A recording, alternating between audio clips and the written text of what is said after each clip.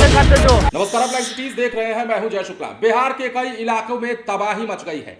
बिहार के कई इलाकों में अब जो है वो जल प्रलय दिखने लगा है और बिहार के कई इलाकों में लाख से ज्यादा लोग प्रभावित नजर आते हैं। लेकिन कोसी और गंडक के उफान के बीच बिहार में जो सबसे बड़ी खतरे की घंटी बजी है वो अब ये कि एक बार फिर से बिहार में गंगा नदी का रौद्र रूप दिख सकता है और उसका असर भी कई जिलों में दिखना शुरू हो चुका है। जो आंकड़ा हम आपको बताने जा रहे हैं, जो तस्वीरें हम आपको दिखाने जा रहे हैं, वो वाकई बिहार के बर्बादी की वो तस्वीरें हैं जो लगातार बारिश के बाद उत्पन्न हुई है। नेपाल में हो रही भारी बारिश का असर बिहार में दिखा है और कोसी और गंडक समेत बिहार की तमाम छोटी नदियां या बड़ी नदियां जो है उनमें अब उफान आ चुका है और उनका पानी जो है अब इलाकों में घुसने लगा है। लोग बेघर होने लगे हैं, गांव के गांव खाली होने लगे हैं। देखिए, गंडक, कोसी, बागमती, महानंदा और अन्य नदियों के जलस्तर में वृद्धि होने से राज्य के 13 जिले प्रभावित हुए हैं।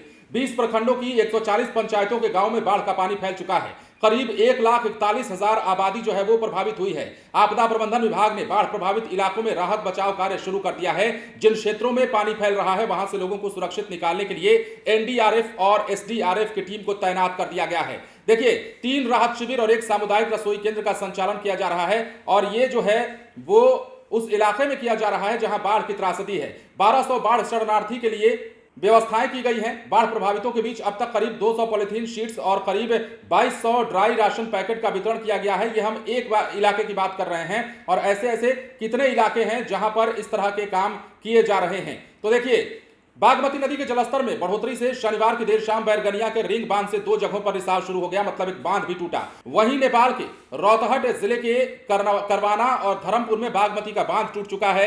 इससे वहां के दर्जनों गांवों में पानी फैलने के साथ कई मकान धराशायी हो चुके हैं। नेपाल में बांध टूटने की सूचना से बैरगनिया में दहशत का माहौल है। दोनों जगहों पर बांध टूटने से पानी गौर की तरफ बढ़ रहा है और लोगों का कहना है कि अगर गौर में और पानी बढ़ा तो बैरगनिया के रिंग बांध पर दबाव बढ़ेगा।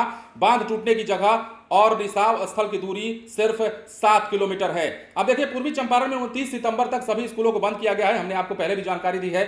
लौरिया में अशोक स्तंभ परिसर में सिकहरना का पानी घुस चुका है और यहां सिकहरना कटाव जो है कर रही है। इससे अशोक स्तंभ पर खतरा मंडराने लगा है। गौनाहा के रुपौलिया, मंगुराहा आदि गांव में हड़बोड़ा नदी का पानी घुस चुका है। तो इस प्रकार बिहार की कई नदियां जो हैं वो अब ज्यादा आक्रामक होने लगी हैं, उनमें ज्यादा उफान आने लगा है और यही कारण है कि बिहार में 1.5 लाख से भी ज्यादा की आबादी, या थोड़ा बहुत कम कह सकते हैं इसको, प्रभावित है। जो आंकड़े, जो मीडिया रिपोर्ट्स में आंकड़े चल रहे हैं उसके मुताबिक 1,41,000 से ज्यादा की आबादी प्रभावित है। 13 जिलों में इसका प्रभाव दिख रहा है बाढ़ का और बिहार में जो है एक बार फिर से हाहाकार बच गया है बाढ़ को लेकर के। और बिहार में सबसे खास बात यह कि गंगा नदी एक बार फिर से रौद्र रूप दिखाने लगी है कई जगहों पर। इसके साथ ही कोसी गंडक का प्रलय जो है वो बिहार में निरंतर जारी है। अब अगले कुछ घंटों में क्या स्थिति और क्या तस्वीरें निकलकर सामने आएगी वो भी हम आपको जरूर बताएंगे। लेकिन फिलहाल बिहार अलर्ट पर है, बिहार सरकार अलर्ट पर है और बिहार में जिन इलाकों में बाढ़ की त्रासदी है वहां का जिला प्रशासन अलर्ट पर है। 24 घंटे निगरानी की जा रही है, मुस्तैदी के साथ काम किया जा रहा है और लोगों को